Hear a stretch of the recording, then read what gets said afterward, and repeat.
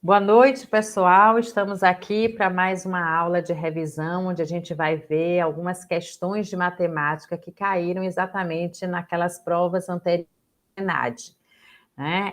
Elas servem para a gente ter uma ideia sobre a elaboração das questões, como é que aparecem essas questões no ENAD, né? Para que a gente não fique surpreso em relação às questões.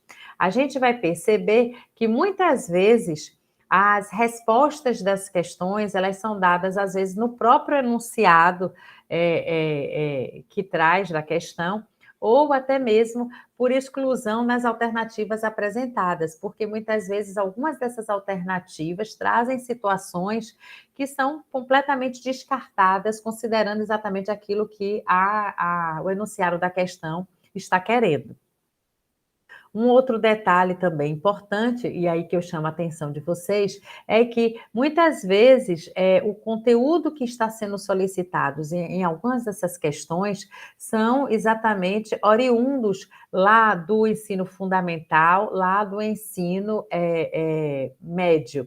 Né? Então, às vezes, são situações do tipo média aritmética, porcentagem, né? Situações em relação à questão em termos de conjuntos, situações em que a gente observa apenas a leitura de dados em tabelas ou gráficos.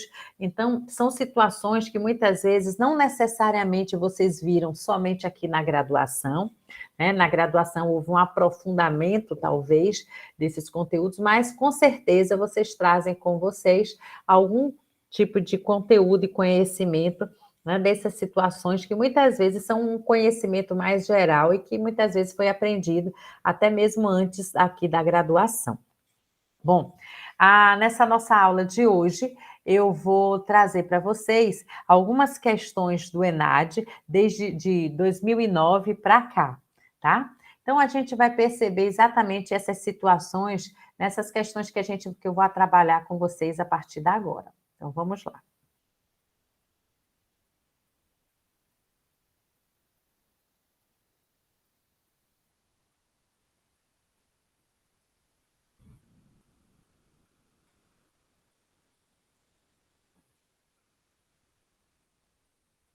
Está aparecendo aí na tela para vocês, tá?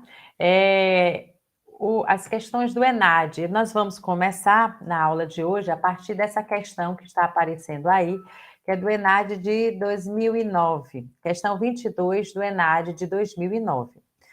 Né? Vamos observar essa questão.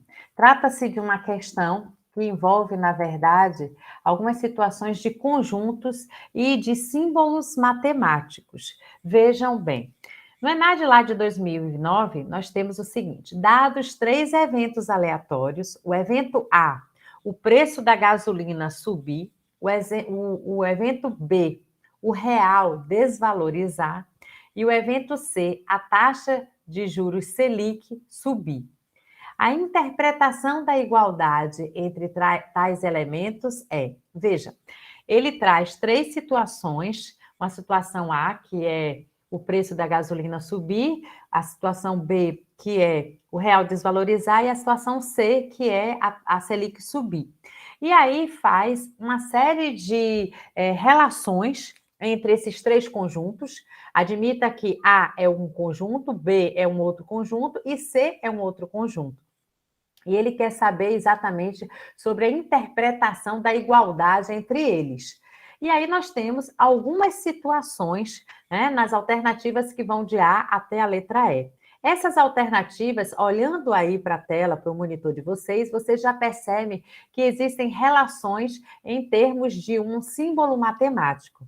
Esse símbolo matemático, quando ele está com a abertura para cima, significa união.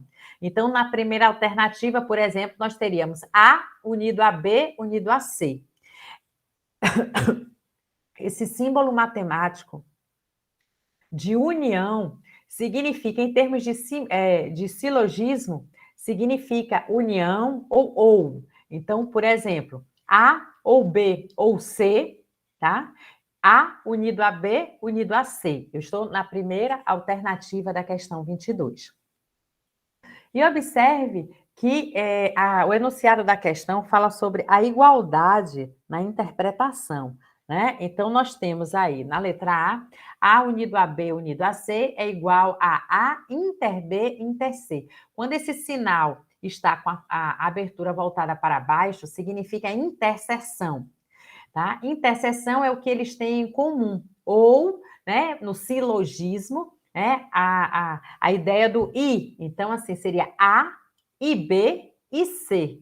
Então, na verdade, na alternativa A, eu tenho A ou B ou C igual a e B e C. Estabelece a ocorrência de qualquer um desses eventos, de que qualquer um desses eventos implica na ocorrência dos demais. O que essa questão está querendo?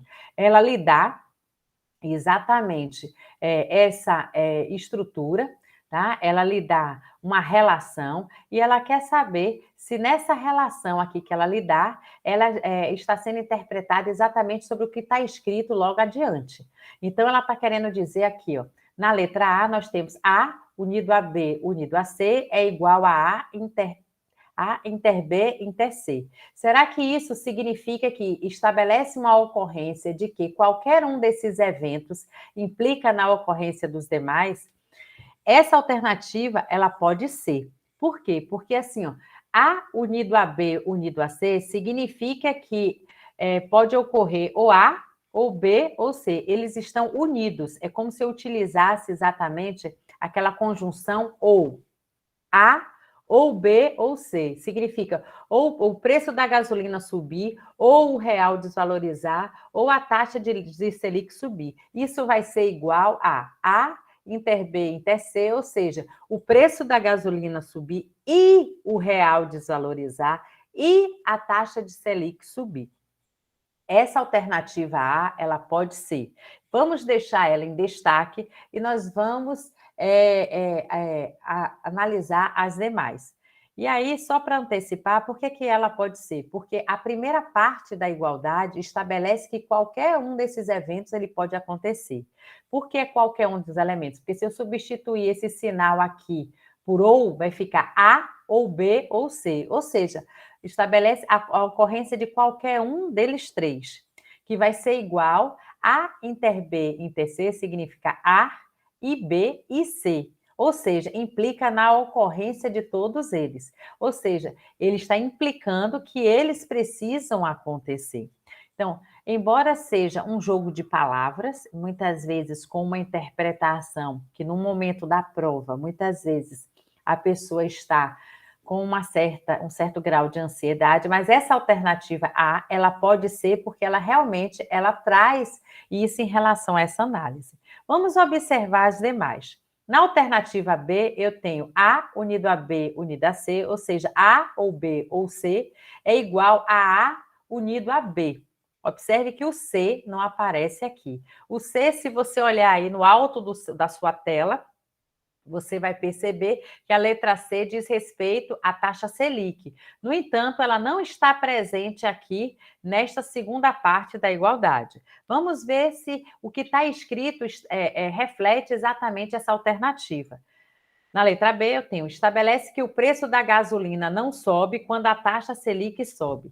Essa alternativa B, ela é falsa, por dois motivos. Primeiro, porque ela não diz que a gasolina não sobe. Bem pelo contrário, nós temos A na primeira parte e temos A na segunda parte. Significa que o preço da gasolina sobe. Então, ó, só da gente observar, isso aqui, ele não é verdadeiro. Essa questão em relação deixa eu ver se eu consigo riscar aqui. Não. Essa parte aqui, em relação a esse não, que está aqui, ó, exatamente aqui nessa parte da minha alternativa B, ela não é verdadeira, porque aqui nós temos, na verdade, que a gasolina sobe. E observe, na minha segunda parte, não está nem presente a taxa Selic, e aqui está dizendo quando a taxa Selic sobe. Então, essa alternativa B, ela é falsa. Vamos para a análise da minha alternativa C. Na minha alternativa C, eu tenho A inter B inter C, que é igual a A. significa que A e B e C vai ser igual a A. Vamos ver o que é que está escrito em relação à sentença C. Estabelece que o preço da gasolina não sobe quando o real desvaloriza e a taxa Selic sobe. Existe um equívoco aí nesta alternativa C, porque, na verdade, observe, a primeira parte da igualdade diz que o preço da gasolina sobe e o real desvaloriza e a taxa Selic sobe. E tudo isso implica, na verdade, no preço da gasolina subir. Então, não estabelece que o preço da gasolina não sobe. Mais uma vez, essa situação aqui que está presente exatamente na minha sentença C, informando que a taxa da gasolina ela não sobe, é um equívoco e transforma exatamente no fato de que a sentença C ela está falsa, ela está errada. Vamos para a análise da minha alternativa D. Na minha alternativa D, eu tenho que A unido a B unido a C significa que A ou B ou C, ou seja, o preço da gasolina sobe, ou o real se desvaloriza, ou a taxa de Selic sobe, e que é igual a A. O A me diz que o preço da gasolina sobe. Então, observe, estabelece que o preço da gasolina nunca sobe quando ocorre uma desvalorização do real ou uma alta da taxa Selic. Veja, mais uma vez, e aí é o que eu chamo a atenção de vocês, uma leitura mais atenta pelas próprias questões do ENAD, permitem vocês a identificarem naturalmente qual seria a resposta, inclusive até mesmo por eliminação. Veja, aqui não está informando que o preço da gasolina nunca sobe, bem pelo contrário, está dizendo que o preço da gasolina subir, ou o real desvalorizar, ou a taxa Selic subir, implica necessariamente, traz, na verdade, estabelece que o preço da gasolina sobe. Então, essa minha alternativa D, ela está errada. Vamos agora para a análise em relação à minha alternativa E. Na minha alternativa E, traz o seguinte: A inter B, inter C é igual a um conjunto vazio. Esse zero, essa bola cortada aí significa um conjunto vazio. Ou seja, eu tenho que o preço da gasolina subir e o real desvalorizar e a taxa de juros subir é igual a um conjunto vazio, como se essas situações elas não estivessem interligadas, como se elas não possuíssem nenhum tipo de relação, nenhum tipo de link entre elas, como se não houvesse qualquer tipo de relação, não houvesse qualquer interseção, que é exatamente esse sinal aqui voltado para baixo, é a interseção, ou seja, como se não houvesse nenhum tipo de relação entre esses eventos. O que nós sabemos que não é verídico, né? Observe o que está dizendo aí na minha letra E. Estabelece que uma subida no preço da gasolina e uma desvalorização do real não podem ocorrer conjuntamente, né? Então, a gente já sabe, a gente percebe aqui que essa minha letra E, ela não está correta, né? Até porque ela nem leva em consideração aqui a questão em relação à taxa Selic, né? E sendo que ela está presente aqui na minha primeira parte dessa igualdade. Sendo assim, a gente retorna a essa minha alternativa A e percebe que A, que é o preço da gasolina subir, ou B, o real se desvalorizar, ou C, a taxa Selic subir, é igual aos eventos estarem interrelacionados entre si, ou seja, existir uma interseção entre eles. O preço da gasolina subir e o real se desvalorizar e a taxa Selic subir. A resposta desta questão do ENAD é exatamente essa letra A. Nós temos aqui. Vou assinalar aqui ela de vermelho, para que a gente deixe esse registro.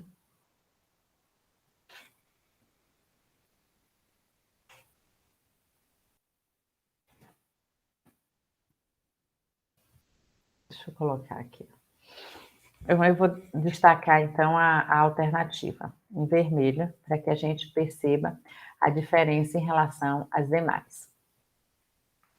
Notem, essa questão foi uma questão do ENAD de 2009, tá? Mas é uma questão sobre teoria dos conjuntos e, na verdade, sobre símbolos matemáticos que relacionam, na verdade, aspectos e eventos econômicos. Então, na verdade, a gente tendo um pouco de paciência e tentando controlar um pouco a pressa em virtude da ansiedade, a gente consegue ler as alternativas e identificar exatamente a resposta correta, tá? Eu convido vocês agora para a gente resolver juntos a questão 23. A questão 23 foi do ENAD de 2009, tá? Essa questão realmente ela traz um viés mais matemático voltado, inclusive, para a matemática que nós vemos aqui na graduação. Veja, o enunciado da questão diz o seguinte: a função logarítmica f de x igual ao ln de x. O que é o ln? É o logaritmo neperiano. O logaritmo neperiano é o log na base e, aquele número de Euler, tá? Então, f de x igual ao logaritmo neperiano de x para x maior do que zero. Ela informa que essa função logarítmica pode descrever uma série de fenômenos em economia, como, por exemplo, a relação entre insumo e produto em uma tecnologia que empregue o insumo em quantias maiores do que 1. Veja, depois daquele x maior do que zero até o ponto final, trata-se de uma informação que nada tem a ver com as alternativas que vão ser apresentadas abaixo. É apenas uma frase para linkar com alguma coisa da economia, porém completamente dispensável para a questão. Vocês vão perceber por quê. Logo em seguida, na questão 23, nós temos: quanto às propriedades apresentadas por essa função, é correto afirmar que... E aí, nós temos uma série de situações em que a gente traz, tá? Algumas informações um pouco misturadas de alguns conteúdos distintos que nós vimos ao longo das 3 economias matemáticas. Veja bem, trata-se de uma função logarítmica, mas na letra A, logo na letra A, no início da questão, nós temos aí a derivada de f, ou seja, a derivada de f de x, daquela função que aparece lá no enunciado, é uma função crescente, né? E aí, eu vou convidar vocês a observarem, será que realmente ela é uma função crescente? Será que ela traz realmente essa particularidade? Um outro detalhe, ela não está falando em relação ao ln de x, mas sim a derivada de f de x, ou seja, a derivada do ln de x. Eu vou trazer aqui, tá? A questão, que é essa questão 23 do ENAD, para mostrarmos de uma forma mais visual, né, por que essa sentença ela é falsa. Antes de atribuirmos que ela é falsa, vamos observar o seguinte: a primeira derivada, tá, da função, é uma função, na verdade, do ln, se a gente for pegar e derivar essa função ln, pegar exatamente a função derivada, deixa eu só escrever aqui, deixa eu ver se eu consigo editar. Se eu tenho que y é igual ao ln de x, meu y', que vai ser a primeira derivada, meu y' vai ser a derivada daquele ln de x.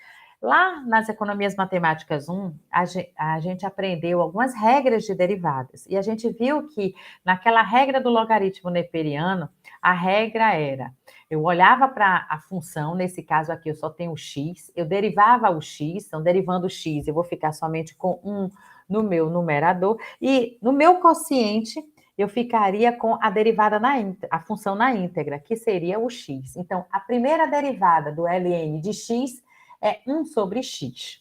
Então, essa questão, na verdade, precisaria que a gente se lembrasse daquela regrinha de derivadas lá do logaritmo neperiano. Ou seja, a primeira derivada, eu vou olhar aqui a minha função, a minha função que aparece ali, o ln, é do x sozinho, então no meu numerador ficaria a derivada desse x, que vai ser 1, e no meu denominador fica a função na íntegra, ou seja, o próprio x. Então, na verdade, a minha primeira derivada, que é exatamente sobre o qual a sentença A está se referindo, é exatamente em relação a essa função que aparece aí, 1 sobre x, e não sobre o ln de x. Para a gente saber se ela é crescente ou decrescente, basta eu atribuir valores. Então, eu atribuo valores a x e eu olho exatamente e descubro quem é meu valor de y. Então, vamos imaginar que para x igual a 1, vamos observar aqui, ó, para x igual a 1, quando eu coloco aqui, vai ficar 1 sobre 1, y igual a 1. Para x igual a 2, eu vou ficar com 1 sobre 2. 1 sobre 2 é a mesma coisa que 0,5. Para x igual a 3, eu vou ficar com 1 sobre 3 ou 0,333. O que está acontecendo aqui? Os valores de y, eles estão aumentando, ou seja, estão sendo crescentes, ou eles estão diminuindo, ou seja, eles estão sendo decrescentes. A gente nota exatamente que os valores estão diminuindo, ou seja, eles estão decrescendo. E aí, em termos gráficos, se a gente fosse observar em termos gráficos, a gente nota aqui, ó, que eu teria, na verdade, ó, se eu pegasse aqui, ó, vamos imaginar que aqui seja 1, meu y igual a 1, e aqui seja 1. Então, observe, para x igual a 1, y vai ser 1. A gente calculou ali e a gente descobriu isso. Então, note, esse ponto estaria aqui, ó. Vou traçar ele aqui, ó, em cima dessa reta. Para x igual a 2, e aí eu já tenho o x igual a 2 aqui. Quanto é o y? 0,5. Então, seria, na verdade, ó, algo exatamente em relação aqui, ó. Eu chegaria a um 0,5, tá? No meu y. Então, eu teria aqui, ó, um ponto, tá? Seria mais ou menos aqui. Para y igual a 0,5, então, o meu y igual a 0,5 estaria aqui embaixo. Eu teria o x, né? Para x igual a 2, y igual a 0,5. Eu poderia me prolongar mais e colocar aqui, ó, para x igual a 3, que foi o que a gente calculou, e a gente teria aqui, ó, mais abaixo, o 0,33, que foi exatamente esse valor aqui, ó, ao qual nós calculamos. Ele estaria exatamente nesse ponto aqui do meu eixo. E aí, fazendo uma projeção em relação, né, horizontal até atingir exatamente o ponto, e aí prolongando no meu eixo X, nós teríamos aqui o terceiro ponto. Então, observe o que está acontecendo nesse gráfico, ele está decrescendo, o que prova, na verdade, que a função ela é decrescente e não crescente. Então, essa alternativa A, ela é falsa, tá? Então, vamos voltar lá para o enunciado da questão, dessa questão do ENAD, e vamos perceber que, na verdade, né, trazendo ela aqui, a letra A, ela é falsa. A derivada de uma função de f de x é uma função crescente? Não, falsa, ela é decrescente. Aí, na minha letra B, está dizendo a função, que é função, a f de x igual a ln de x, ela nunca, olha, observe bem, nunca atinge um ponto máximo no intervalo de 1 a 100. Note bem a letra B. A função f de x, que é ln de x, nunca atinge um ponto máximo no intervalo de 1 a 100. Vamos voltar lá e vamos ver o que é que acontece quando essa função para eu saber se essa função ela vai ser máxima ou mínima, né? Para eu saber exatamente se essa sentença ela está verdadeira. Eu lembro a vocês que para a gente saber essa questão de máximo ou mínimo, então todas as vezes que tiver na prova algo referente a essa questão, tentem se lembrar sobre a parte de otimização. Lá em otimização, nós conhecemos a condição necessária. Essa ideia da condição necessária era que a gente obtinha a primeira derivada da função e muitas vezes igualava ela a zero. Mas a gente fazia isso porque a condição necessária era exatamente a condição que nos informava as coordenadas do ponto. Então, a gente fazia isso, igualava a zero e achava o valor de x e o valor de y. Mas veja, Ali não está pedindo coordenada do ponto máximo. A alternativa está me perguntando, está me dizendo que a função, ela nunca atinge um máximo dentro de um determinado intervalo que vai de 1 a 100. Veja, para eu saber se ela é máxima ou mínima, eu preciso da minha condição suficiente, que na verdade é o teste da minha segunda derivada. Veja, se y é igual ao ln de x e pela primeira derivada, que inclusive a gente já calculou aqui, ó, na minha alternativa anterior, né?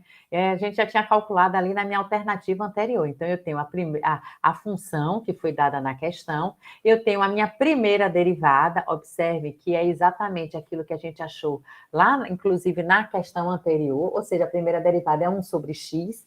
Aí eu chamo a atenção de vocês para o seguinte, eu posso reescrever esse 1 sobre x, o x está lá embaixo no meu denominador, eu posso trazer ele para cima, para o meu numerador, e aí colocar, ó, x elevado a menos 1.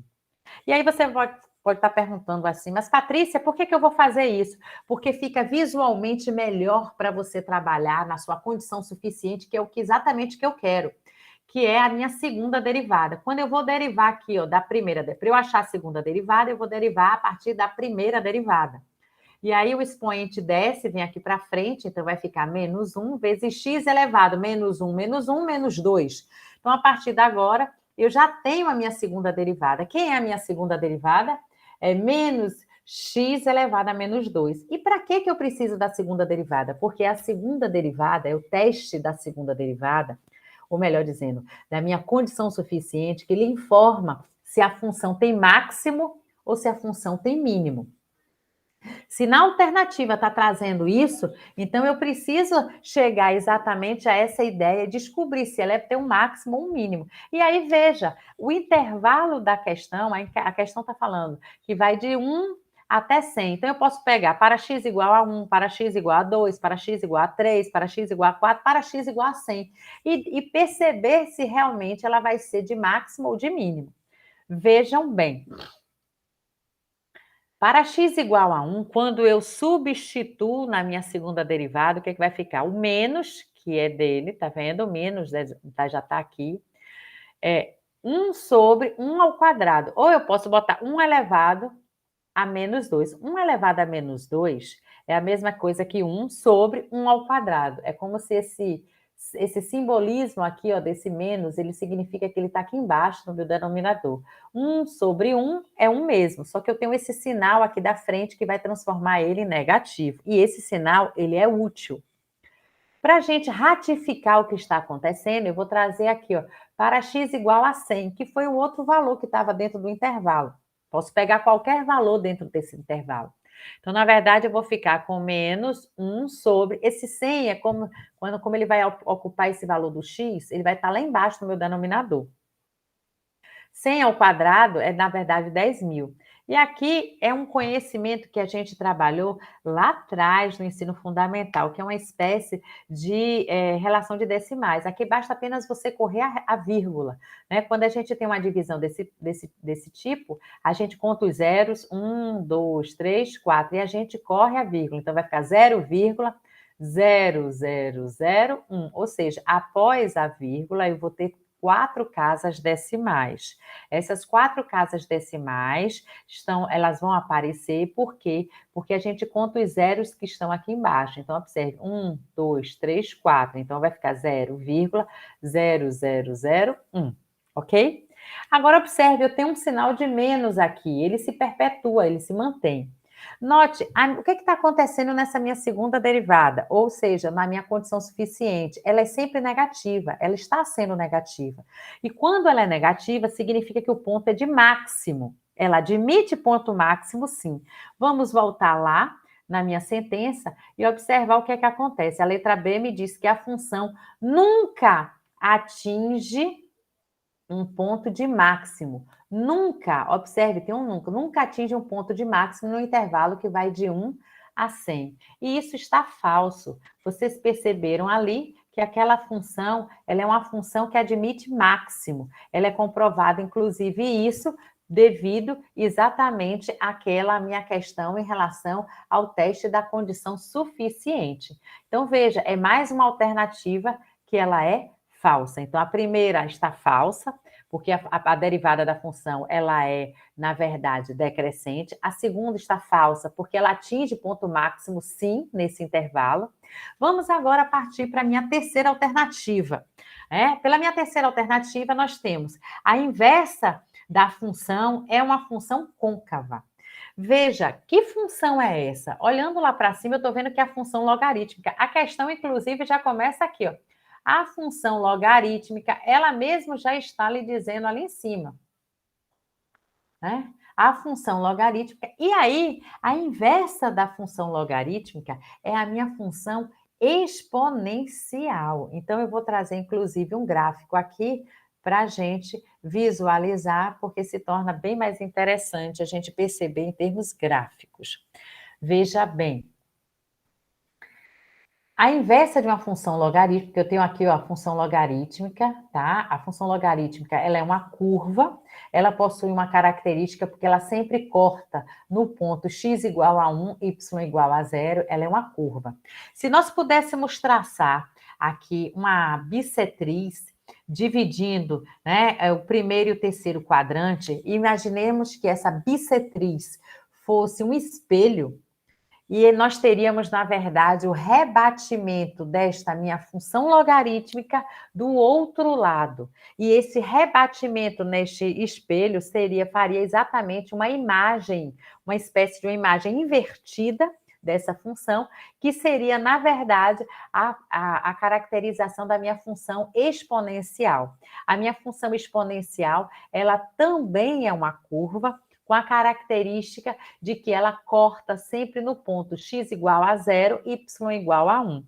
Então, na verdade, o que a gente percebe, a inversa da minha função logarítmica é a minha função exponencial. E pela curva que se apresenta, ela não é côncava, e sim convexa. Então, observem, vamos voltar lá. Vamos observar mais uma vez o enunciado da questão. A inversa de f de x é uma função côncava. Não, a inversa de f de x, que é a função logarítmica, é exatamente a função exponencial, como nós vimos ali no gráfico. Na letra D, né? Então, já sabemos que a letra C, ela não está correta. Vamos agora para a nossa letra D, para a gente ver o que é que vai acontecer aí. Nós temos agora duas alternativas, né? A letra D e a letra E. Bom, na letra D está dizendo o seguinte, o valor de f de 100 é a área por baixo da curva 1 sobre x no intervalo que vai de 1 a 100. Veja, essa alternativa, ela mistura algumas informações. Que informações? A primeira informação é que ela está lhe dizendo assim, f de 100. Então, você vai substituir, né, onde tiver x por esse 100. Mas ela traz aí uma informação que é exatamente em relação à área. A área por baixo da curva. Então, eu trouxe aqui para ilustrar exatamente a curva desta função, a curva, exatamente o gráfico dessa função 1 sobre x, para que a gente pudesse compreender exatamente o sentido da análise. Vejam bem, vamos me acompanhar aqui do lado direito da tela no monitor de vocês. O gráfico da função 1 sobre x é uma curva, tá? Ela é uma curva, ela não existe em todos os quadrantes, tá? Ela é uma curva que existe no primeiro e no terceiro quadrante. Se eu atribuir valores a essa curva, eu começo a perceber que ela é decrescente, ratificando exatamente que a letra A da questão está errada. Então, observe, para x igual a 1, y vai ser 1, basta substituir onde tem x por 1. Para x igual a 2, eu vou ficar com 1 meio, ou seja, 0,5. Para x igual a 3, eu vou ficar com 1 terço, ou 0,333, ou seja, uma dívida periódica. Se eu for colocar aqui, a gente vai começar a perceber exatamente essa trajetória da função. Veja, eu não vou atribuir valores negativos porque a questão diz que é no intervalo que vai de 1 a 100. Então, eu posso escolher qualquer número positivo que vá de 1 até 100. Significa que eu vou estar sempre utilizando e observando esse primeiro quadrante. O terceiro quadrante seria para aspectos relacionados a atribuir valores negativos a x. Então, vamos olhar para o meu primeiro quadrante aqui. Note, ele é uma curva. Se eu for observar bem, e aí eu vou delimitar aqui, ó. Vamos imaginar que eu tenho aqui, ó. Eu tenho para x igual a 1, para x igual a 100. Eu vou atribuir aqui, ó. Para x igual a 100. Note, eu tenho aqui os valores de x, e se eu for prolongar aqui no meu eixo, o que eu observo? A área que está abaixo do gráfico, da curva, 1 sobre x, é exatamente, ó, a área do gráfico. Observe, eu vou achuriar a área aqui, ó, para botar ela em destaque. A área que aparece aqui, ó, que vai no intervalo de 1 até 100, é exatamente a área que está embaixo, na região abaixo da curva, tá? Onde a gente sabe que foi o gráfico exatamente daquela minha função 1 sobre x. Então, note, o gráfico, né, a área a qual está se referindo a questão, a sentença, é exatamente a área que está aí nessa parte de baixo do gráfico. Na questão, na letra D, ela diz: o valor f de 100 é uma área por baixo da curva. F de 100 é toda aquela região que eu achuriei, é a região que vai até 100. A área por baixo da curva 1 sobre x no intervalo de 1 a 100. Sim, é verdadeiro. Essa questão, essa sentença, ela é verdadeira. Por último, nós temos a letra E para analisar. Vejam, a letra E diz: vale a igualdade da integral de ln de x dx igual a e elevado a x, onde e é igual a 2,7182. Olha só, o e realmente possui esse valor. O e é um número, é o exponencial e, ele está sempre presente em cálculos dinâmicos, tá? Em cálculos que levam em consideração as variáveis dinâmicas, como população, como crescimento de um país, como desenvolvimento. E o valor de E realmente é esse. Mas será que esta integral ela é exatamente igual a E? A gente sabe, a gente não deve confundir, a integral do E elevado a x dx é o próprio E elevado a x mais c. Mas a integral do ln de x dx, né, aí não necessariamente vai ser essa regra. E aí eu trouxe para vocês aqui apenas uma revisão de uma passagem em relação a integrais, tá? Bom, relembrando uma parte que ressalta exatamente a questão da integral por partes, integrar o ln de x com respeito a x, a gente vai atribuir como se eu tivesse o ln de x e ali próximo ao dx eu tenho, na verdade, o 1. Então, é como se eu tivesse 1 dx. Então, observe, eu vou chamar ln de x de u, derivando u, eu posso usar o integral por partes para a gente relembrar e recordar. Se necessário for, eu posso enviar um mapa mental com as principais regras de integrais e derivadas, isso no final da aula vocês se manifestam, se vocês têm interesse. Tá? Não apostilas e apostilas, nem listas de exercícios, não é isso, mas um material compilado, uma espécie de mapa mental, somente com as regras, tá? As principais regras. E uma delas é essa daqui, né? É a regra do integral por partes, que se lê: a integral de u com respeito a x é igual a u vezes v, a integral de u com respeito a v, vamos colocar aqui, é igual a u vezes v, menos a integral de v com respeito a u. Tem algumas pessoas, inclusive, que leem S de u dv é igual a uv menos S de v du. Significa que a integral de u com respeito a v é igual a u vezes v, menos a integral de v com respeito a u. Lembrando apenas que, como se trata do integral por partes, parte eu vou derivar, parte eu vou integrar.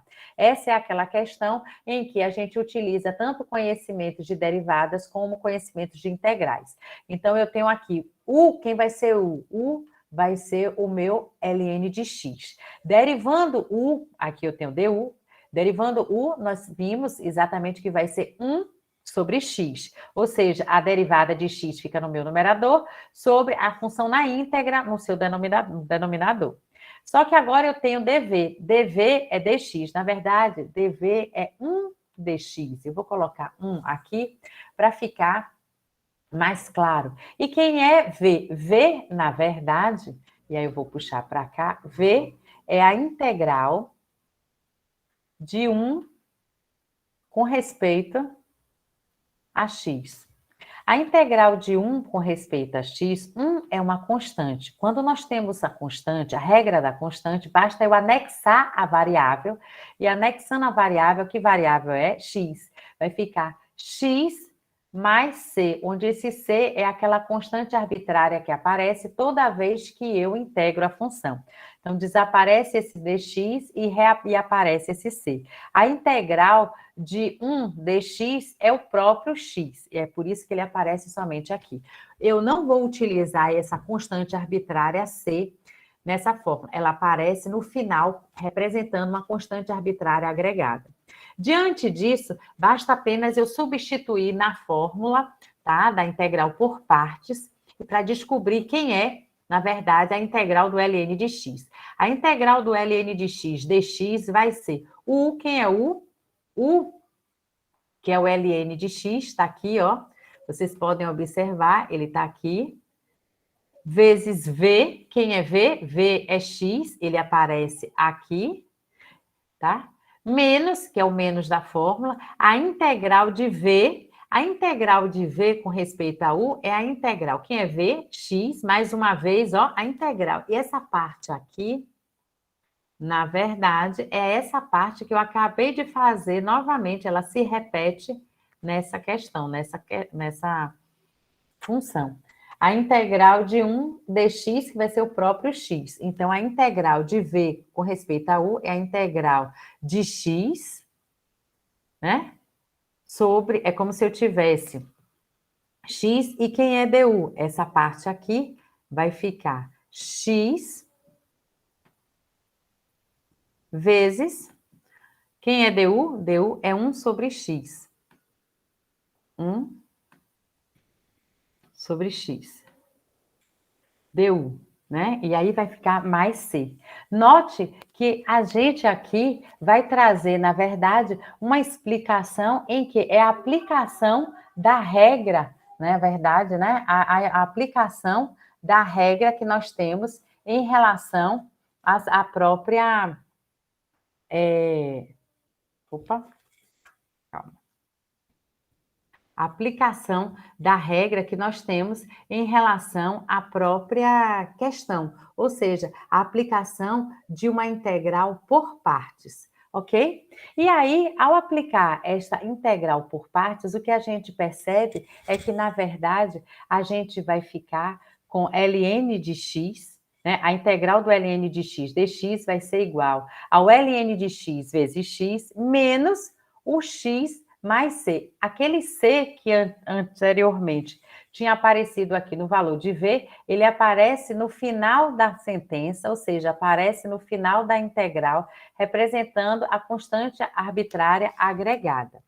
Aí nós vamos voltar agora para a questão e para observar o que aparece lá na nossa alternativa. A igualdade vale, na verdade, vale a igualdade da integral do ln de x dx igual a E? Não, a gente percebe que o ln de x, ele vai utilizar aqui a regra exatamente do integral por partes e que ele não é a igualdade, não é E. Mesmo que vocês não se lembrassem da integral por partes, daquela S de u dv é igual a uv menos S de v du, mesmo que vocês não se lembrassem dessa integral por partes, mesmo que vocês não se lembrassem da regra do ln, vocês poderiam se lembrar que só vai ser e elevado a x se a integral for do próprio e elevado a x. Então, a integral do e elevado a x é que é o próprio e elevado a x mais c, fazendo com que essa sentença E ela seja falsa. Sendo assim, diante do que a gente trabalhou, a gente observa que é verdadeira apenas essa questão da letra D, tá? Então, vou deixar em destaque. Por último, para a gente finalizar a nossa aula, a nossa abordagem de economia matemática para o ENAD, eu vou trazer para vocês aqui uma questão em relação a uma tabela. O ENAD, muitas vezes, utiliza os recursos de tabelas e gráficos nas suas questões. E aí, eu chamo bastante atenção para vocês terem, e peço também, né, que vocês tenham um pouco de paciência e foquem a atenção máxima exatamente nos dados da tabela. A questão está com a resposta pronta para vocês. Na verdade, eu acredito que questões de gráficos e questões de tabelas apresentadas no ENAD, a resposta é justamente para que a questão já é para o aluno nem errar. Tendo paciência, vocês percebem que a resposta está evidente para vocês. Então, notem, na questão 26 do ENAD de 2018, o último ENAD, né? Vocês vão fazer, né? Depois de 2018, vem esse agora de 2022. Então, olha só o que apareceu no ENAD passado. A tabela a seguir apresenta algumas estatísticas descritivas da Pesquisa Mensal de Emprego, PME, do Instituto Brasileiro de Geografia e Estatística, IBGE, relativas às amostras de jovens à procura do primeiro emprego e de jovens e adultos que já trabalharam, para o período de 2006 a 2012. A amostra utilizada inclui trabalhadores desempregados no período da primeira entrevista da PME. No caso dos que já trabalharam, considera-se tanto o emprego formal com carteira assinada, quanto o informal com carteira de trabalho assinada, ou sem carteira de trabalho assinada. Inclusive, é bem oportuna essa questão, porque tem pessoas presentes aqui na sala que vão fazer as monografias sobre os jovens, tem pessoas que vão fazer monografias incluindo informalidade, né? Então, eu acredito que seja é um conteúdo relevante, zona de conforto, foco de interesse de muitos que estão presentes aqui nessa aula de hoje, tá? Essa foi a tabela do IBGE, presente no ENAD, na prova do ENAD de 2018. E aí, chamo a atenção primeiramente para o alto lá em cima, os enunciados das colunas. Então, vamos lá. A primeira coluna são informações somente dos jovens com idade de 15 a 24 anos que nunca trabalharam. Essas pessoas nunca trabalharam.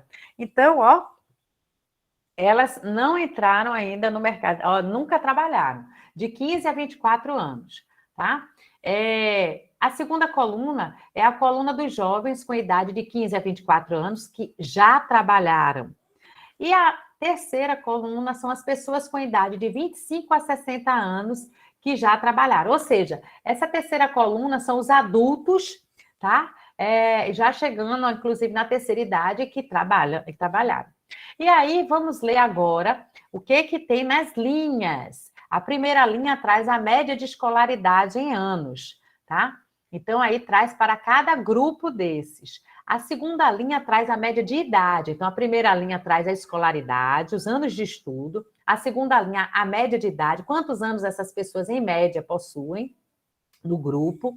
A terceira linha é a estatística, ou seja, o percentual de mulheres, tá? O percentual de mulheres. A quarta linha é o percentual de negros, tá? Desses grupos. A linha subsequente ressalta exatamente as pessoas que frequentam a escola, ou seja, as pessoas que estão na escola, as pessoas desses grupos que estão na escola. Ao grupo subsequente, os indivíduos desempregados há mais de 12 meses, ou seja, desses grupos, qual é o percentual de pessoas que estão desempregadas, né? E observe que tem aí um T igual a 1. T igual a 1 é o período. Esse período representa a primeira entrevista. Ou seja, esses grupos, eles passaram, na verdade, por algumas entrevistas. E nessa primeira entrevista, e aí quando a gente tem esse T igual a 1, representa a resposta desse grupo na primeira entrevista. Logo em seguida, nós temos aqueles que se encontraram emprego em T igual a 4. T igual a 4 representa a quarta entrevista do indivíduo realizada 3 meses depois. Tá? Então, foi feita uma nova entrevista e essas pessoas, né, conseguiram emprego em T igual a 4. Logo em seguida, nós temos encontrar um emprego formal. ou seja, com carteira de trabalho assinada. Em seguida, nós temos encontraram com contrato indeterminado. Contrato indeterminado é aquele que a pessoa entra e não tem prazo determinado para acabar. E, por último, ressalta exatamente aquelas pessoas que estão ocupadas com mais de 30 horas trabalhando, tá? Lá no período T igual a 4. Então, nós trazemos várias dessas informações. Vamos ler aqui as sentenças do que está sendo solicitado. A partir dos dados apresentados, avalie as afirmativas a seguir. E aí nós temos, na primeira afirmativa, nós temos o mercado de trabalho com carteira assinada absorve mais os trabalhadores adultos, que são também os que possuem ocupações com jornadas de trabalho maiores. Olha só, vamos lá para a linha mercado de trabalho com carteira assinada. Então, aqui nós temos, ó, encontra um emprego formal, tá vendo? Encontra um emprego formal, formal com carteira de trabalho assinada. Ele está dizendo que acontece mais com os trabalhadores adultos, ou seja, a terceira coluna.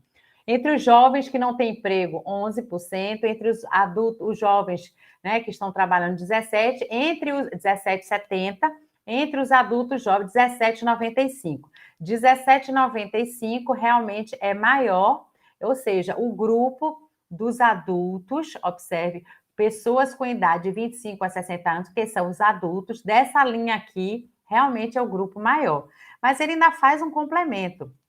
Ele diz o seguinte: o mercado de trabalho com carteira assinada absorve mais os trabalhadores adultos, isso é verdadeiro, que são também os que possuem ocupações com jornadas de trabalho maiores. E aí a gente vai aqui, ó, ocupado com 30 horas trabalhadas, que os adultos, os jovens de 21,93, aqueles que estão trabalhando 33,53 e aqueles que são os adultos de 25 a 60 anos 34,72. 34,72 é a maior estatística, provando exatamente que essa minha letra, essa minha alternativa, minha primeira sentença, ela é verdadeira. Então, observe, ela aqui é verdadeira. Eu vou colocar em vermelho, porque ela realmente atende, ela é verdadeira. Os adultos, tá? O mercado de trabalho com carteira assinada absorve mais os adultos, que também são os que possuem ocupações com maiores jornadas de trabalho. Isso aí é verídico. Vamos observar agora a segunda sentença. Na minha segunda sentença, ele diz o seguinte: os jovens que nunca trabalharam apresentam percentuais menores de emprego e ocupação, se comparados com os outros grupos, o que evidencia a importância da experiência de trabalho pregressa para a inserção no mercado de trabalho. Vamos lá ver as estatísticas dos jovens que nunca trabalharam. Nós estaremos observando exatamente a primeira coluna, jovens com idade de 15 a 24 anos que nunca trabalharam. Vamos observar aqui, ó, as estatísticas, e aí ele coloca aqui, ó, vou ler novamente, apresenta percentuais menores de emprego e ocupação. Então, vamos lá olhar. O emprego, aqui, ó, ele apresenta 28 em detrimento dos outros grupos, que é 39 e 41. No emprego formal, 11,62 em detrimento de 17,70, em detrimento de 17,95. Encontraram com contrato indeterminado em T4, 21,58, em detrimento de 31, 32, 29, 34. Sim, esse daqui é menor.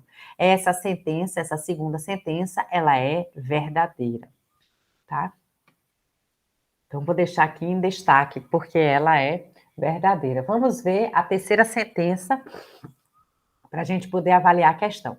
Entre os jovens que nunca trabalharam, a maioria não frequentava a escola em T1. Vamos lá voltar. Vamos ver se esses jovens que nunca trabalharam, como é que estava em relação à escola. Frequenta a escola em T1. 43,74% da amostra, observe, eles não trabalham e não frequentam a escola.